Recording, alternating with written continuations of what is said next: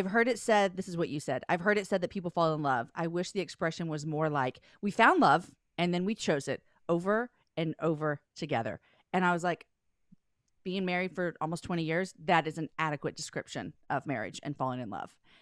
Would you have said that 5 years ago?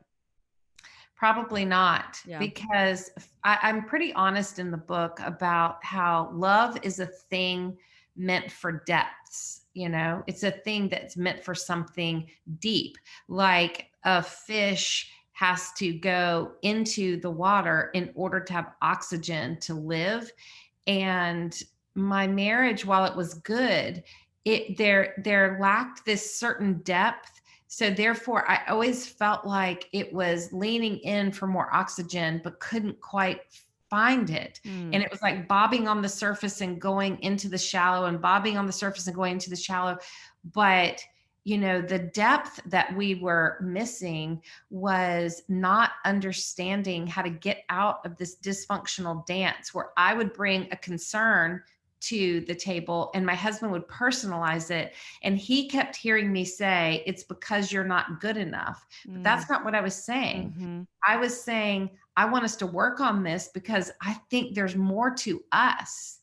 And so that dysfunctional dance we got into was, I always felt like, man, I'm such a pain in the butt to my husband. I'm always wanting to do more, explore more, talk more, and go to deep places.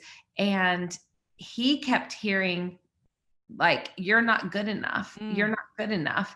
And so I call them our two shame scripts. Yeah. Like, I was thinking I'm too much, and he was thinking I'm not enough. And those two worlds were colliding, but we were never making progress, which would have been a great thing to talk about in counseling. Yeah.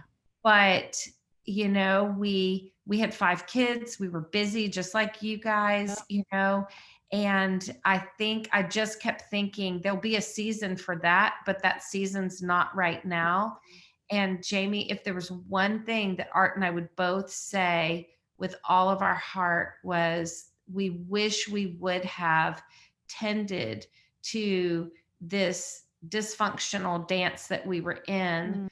Mm. Not that our relationship was bad. It wasn't. It was beautiful. It was great. Yeah. I mean, we were raising these kids and pursuing ministry and doing this life. But when things got sideways for Art, it's when unhealed pain from his childhood collided with what he felt like I'd been saying for years of him not being good enough, which is not what I was saying, but it's how he took it.